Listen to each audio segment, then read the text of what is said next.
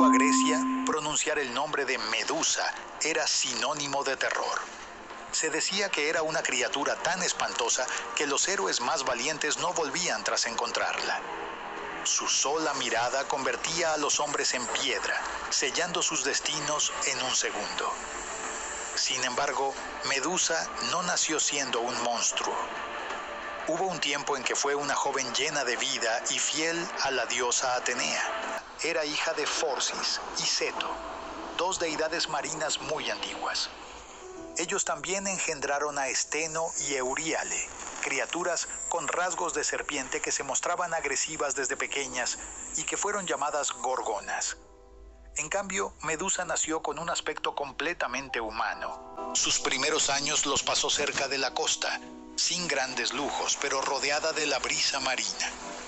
Fue en aquellas playas donde conoció a Íficles, un niño inquieto que a menudo acompañaba a su padre pescador. Aunque la familia de Medusa tenía una fama temible, Íficles no vio en ella nada siniestro. Desde el primer encuentro sintió que Medusa era alegre y bondadosa, lo cual encendió una amistad sincera. Les gustaba jugar a ser dioses o héroes. Algún día, Medusa, dijo Íficles guiñando un ojo, seré yo el héroe y tú la diosa que me premie. Jamás, respondió ella entre risas. Atenea no se enamora de héroes. Ella es fiel a su sabiduría y nada más. Medusa creció y se volvió aún más hermosa cada día. Los encantos de Medusa hicieron de los jóvenes Íficles un blanco fácil para Eros, el dios del amor. En el amor, Íficles declaró su amor por Medusa. La joven mujer amaba mucho al muchacho, pero tenía el sueño de convertirse en una sacerdotisa de Atenea, y por lo tanto no podía ceder a las tentaciones del amor. Cuando alcanzó la edad apropiada, la joven comenzó su preparación para convertirse en una sacerdotisa de Atenea. De los aprendices en el templo se requería una conducta ejemplar y una disciplina estricta, ya que todos sus actos podían reflejarse en la reputación de la diosa. Uno de los principales requisitos para convertirse en sacerdotisa de Atenea era la pureza absoluta.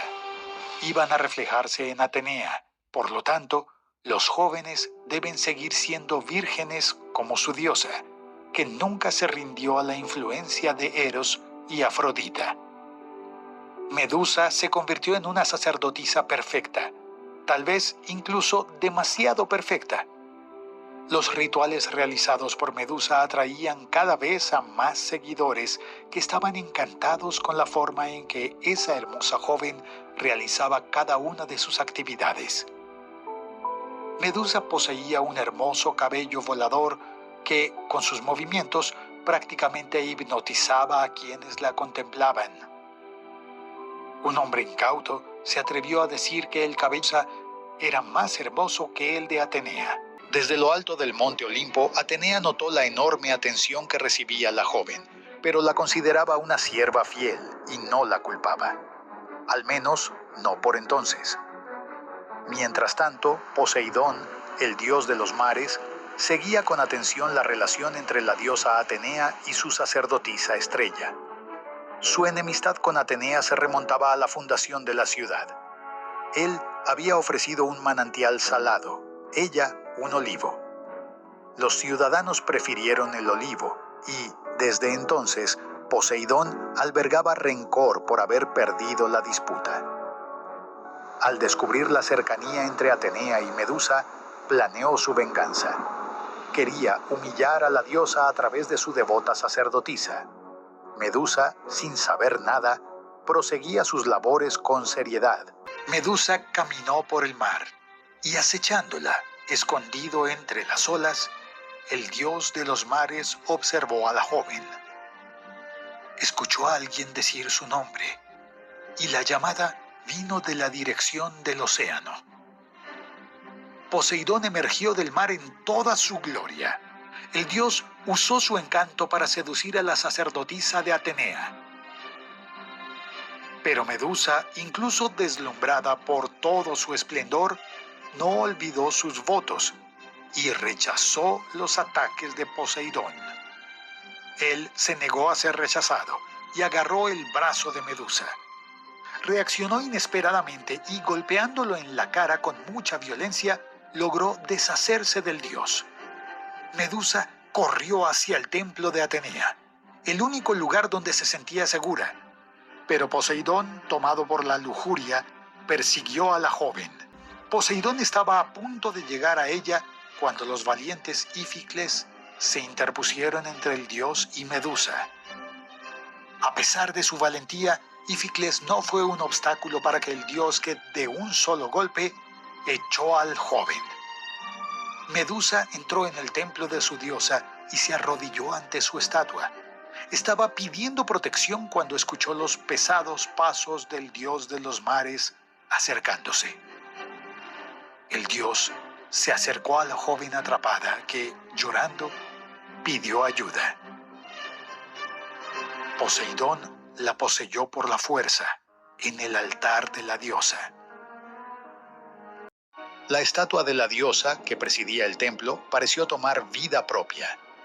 Atenea había sido testigo de la escena y se sentía ultrajada, no contra Poseidón, sino contra su propia sacerdotisa, a quien culpaba de provocar el desastre. Su voz llenó el lugar. Tú, que debías mantener mi altar puro, has permitido que sea manchado, acusó.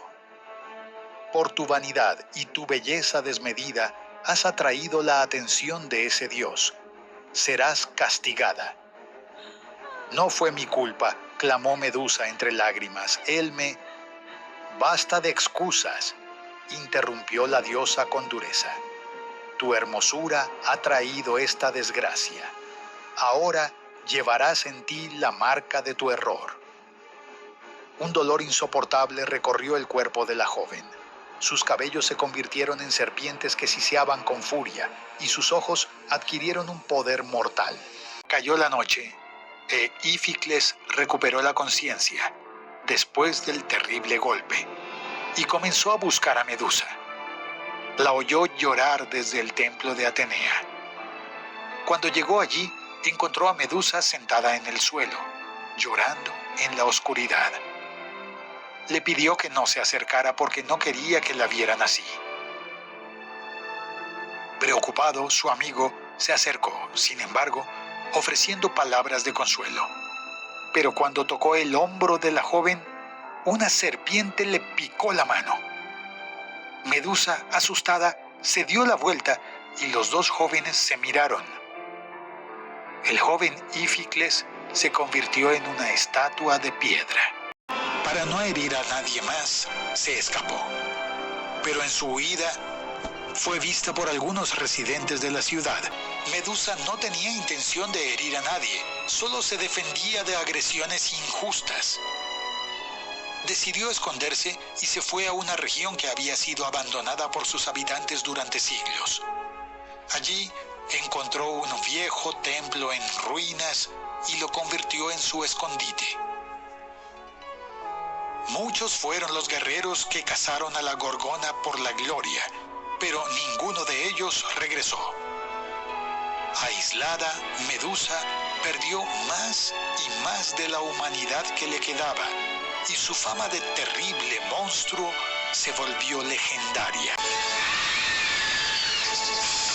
En su interior, Medusa seguía prendiendo alguna que otra lámpara de aceite ante las antiguas estatuas de la diosa, recordando sus tiempos como sacerdotisa. Desde el Olimpo, Atenea notó esos gestos y sintió un pequeño remordimiento, pero no cambió el castigo, tan cruel e irreversible a la joven. Escuchó los pasos de otro invasor. El lado bestial de Medusa emergió de nuevo y se preparó para enfrentarse a otro oponente. La atrevida guerrera caminó con cautela por la morada de la criatura mientras preparaba la emboscada.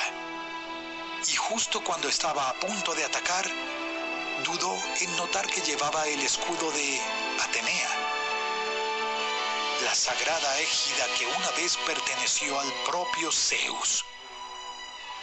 El escudo de Atenea estaba tan pulido que se reflejaba como un espejo, y a través del reflejo, el guerrero se dio cuenta de que el monstruo estaba detrás de él, a sus espaldas. Con un golpe seco, el joven guerrero separó la cabeza de Medusa de su cuerpo. Medusa estaba muerta y su sangre goteaba en el suelo.